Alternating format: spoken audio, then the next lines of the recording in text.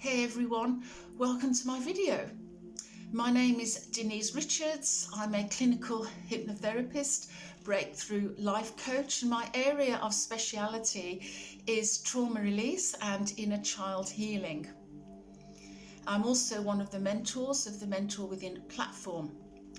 So today I want to talk briefly about our shadow. We all have a shadow. It's that part of ourselves that we often repress and really would rather not talk about. So we often repress it and pretend it isn't there or it isn't existing. The shadow is a moral problem because it challenges the ego. To become conscious of it involves recognizing the dark aspects of the personality as present and real. This is self-knowledge, and it's often met with considerable resistance within us. The thing we can't hide is our shadow. It's there in plain sight, expressed by our feelings and our behaviours. It's like the proverbial elephant in the room. To say you are free of these primal emotions is ego fear. Some of us on the spiritual path think we have to remove anger. This is not true. Also, to say that you have no ego is also a denial of your humanity. The shadow is not a perception, it's real. Just as there is light, there has to be darkness. It's duality. We are part of a duality in this existence on this planet Earth. We are ascending into the fourth dimension and the fifth dimension, and we are all on that journey together, but we still have a shadow. It's not possible to deny the shadow element. It's usually the worst side of us. The courageous person may have a cowardly side. The kind, gentle, caring person may have a cruel side, hiding behind all that softness. I am a really agreeable and empathetic person, but I still have within me a sense of anger and sadness. It's all about not letting it have control over you, but rather acknowledge it, embrace it, and not let it define who you are. So before I go any further, let me explain our basic primal emotions which every human has. These primal emotions are anger, fear, sadness, disgust, and enjoyment.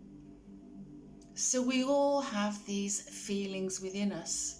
Saying that you are never angry is denying a primal natural feeling. Saying that you are never sad is denying a primal natural feeling. Being spiritual is not about denying anger or sadness or disgust. It's about embracing these natural parts of our being and embrace them or integrate them, if you will. There is a Zen saying which I really like. It is to be happy in your unhappiness. It's to be relaxed in your anger. So the moral is not to repress it. Simply allow these natural feelings to be there without overreacting to them. This philosophy has helped me so much on my journey. Now, the shadow is very much aligned to your inner child. In fact, all my clients always end up doing inner child work with me. It's important to embrace your inner child, as in my experience, the shadow is the wounded part of the inner child. Now, I want you to think of a typical 2-year-old. They are naturally and exuberantly able to express all these primal emotions. It's natural, and if handled wisely, can teach the child to own, not repress their anger and sadness and disgust, etc. However, we are often taught that it's wrong to be angry or sad.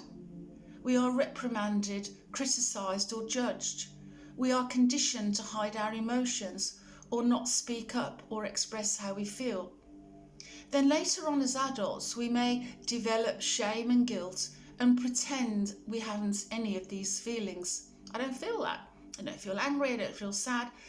So we may become passive, aggressive, or critical or judgmental of ourselves and others, or we may become shy and behave like a victim and not assert ourselves at times, or we may be over assertive and controlling or passive.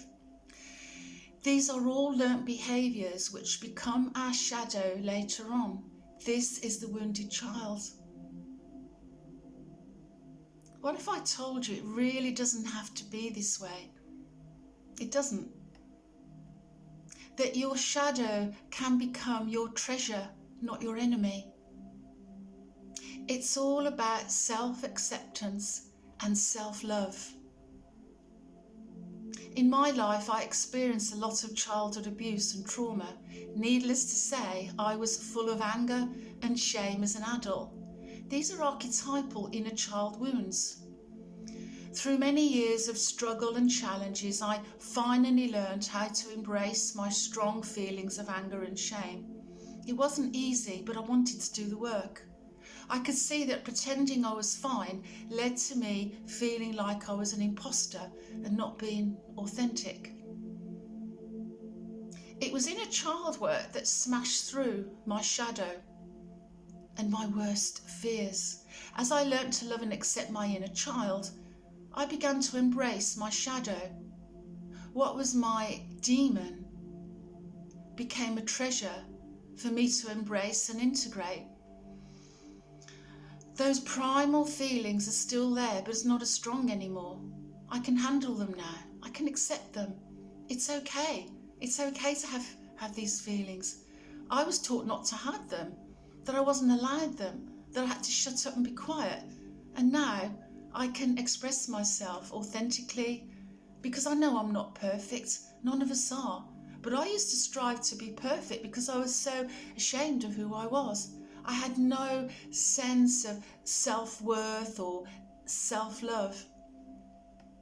So your shadow is not your enemy, it's your greatest teacher.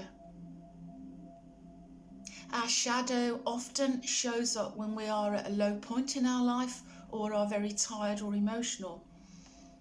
So that part that we hide will often come out of the shadows at these times, like the 2-year-old having a tantrum or is very tired and needs a rest perhaps.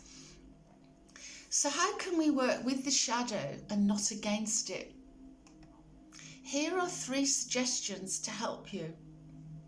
1, when you feel unduly sad or angry or having unwanted feelings, rather than deny them, thank them for showing up today. 2, if you can write down or journal the feelings that you're having or the reactions that you're having, it's a good idea to keep a journal. I keep one because it can help you understand yourself a lot better.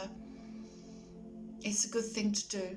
And 3, sit quietly and ask yourself, where do these feelings come from? Where do they originate? Dig really deep, go into your heart, wait and see what's revealed. Often an event or a situation may appear. If a younger version of yourself appears, or you are reminded of an event, see if you can embrace it, embrace her or it, and ask what the lesson is. Ask for healing, accept it. If it is your inner child, reassure her, offer her lots of love, tell her it's okay to feel the way she does. Promise to be there for her, that you love her, that you'll never leave her, you'll never abandon her, you'll never judge her or criticise her, you'll never put her down because you love her. With regular practice, doing these 3 suggestions will help you to embrace your shadow. It will. You'll begin to feel more authentic, self-accepting, and your vibration, your energy field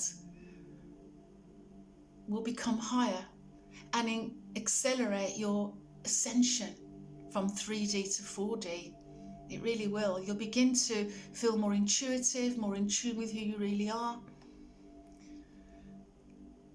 So I've also included an audio for you to meet your inner child. I recommend you listen to that. It's not too heavy, it's just a very light-hearted approach to meeting your inner child and spending time with her.